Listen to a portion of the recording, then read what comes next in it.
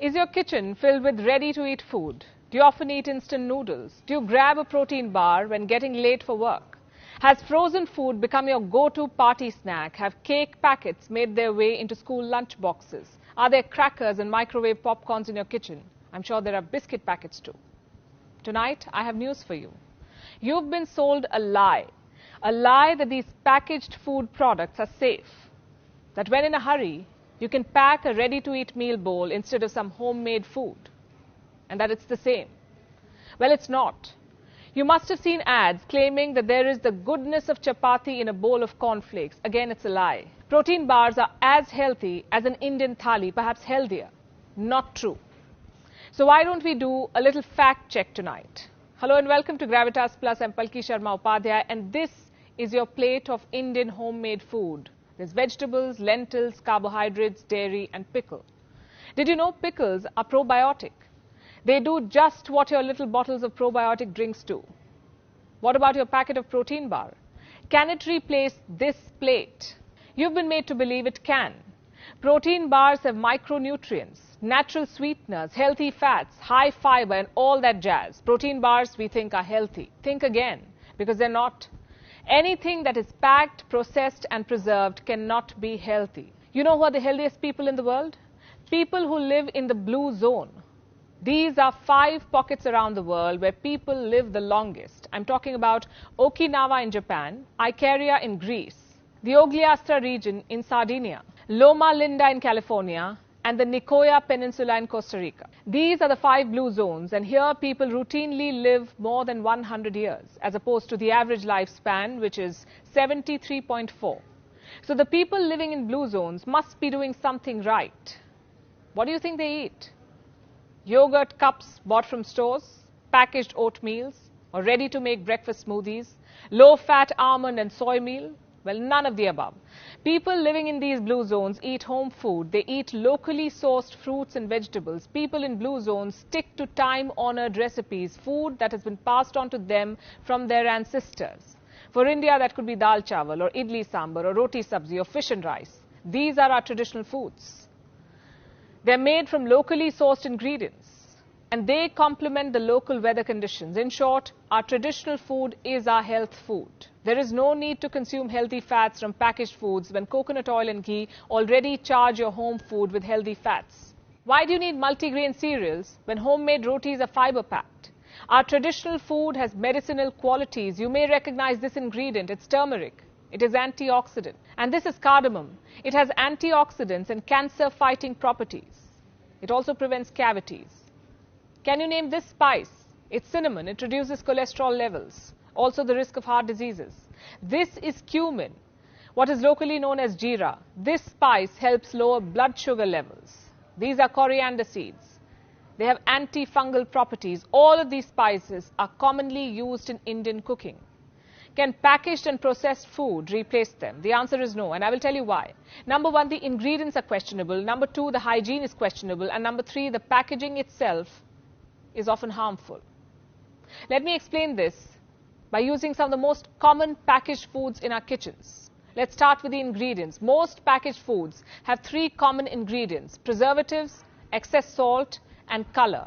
And let me tell you, all 3 are bad for you. Preservatives end up killing the good bacteria in your body. They can trigger breathing problems, also make children hyperactive, weaken heart tissues, and in extreme cases cause cancer.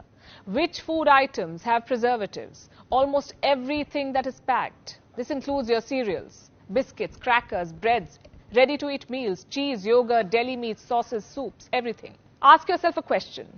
What is the shelf life of a homemade batch of cookies? 2 to 3 weeks max if kept outside the fridge. Then how is it that your biscuit packet stays intact for months, even years? Because it comes with chemicals. Chemicals that extend their shelf life but reduce yours. Same with these heat and eat meals. A lot of us resort to them these days, and understandably so. Our lives are busy. There isn't enough time to cook 3 fresh meals a day, so microwave meals have become common. They've replaced traditional meals, for some people at least. In India, the frozen food market is worth $1.2 billion. You know what's amusing?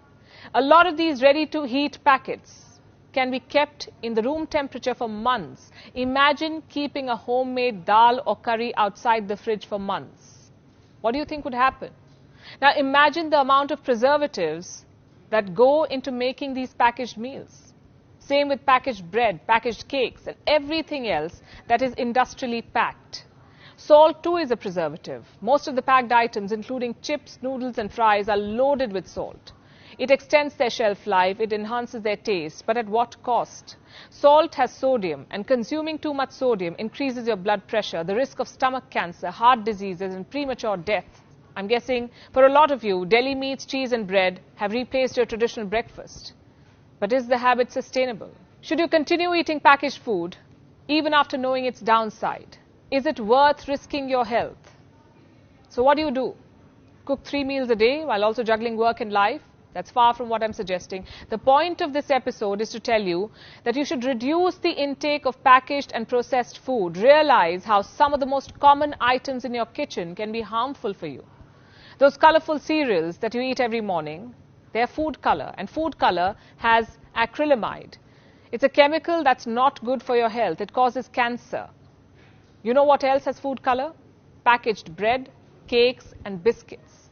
How do you think some of those biscuits are unnaturally dark or orange or pink? How is it that they come with colorful creams? Sure, your homemade snack looks dull in comparison, but it's safer. How many of you regularly munch on microwave popcorns?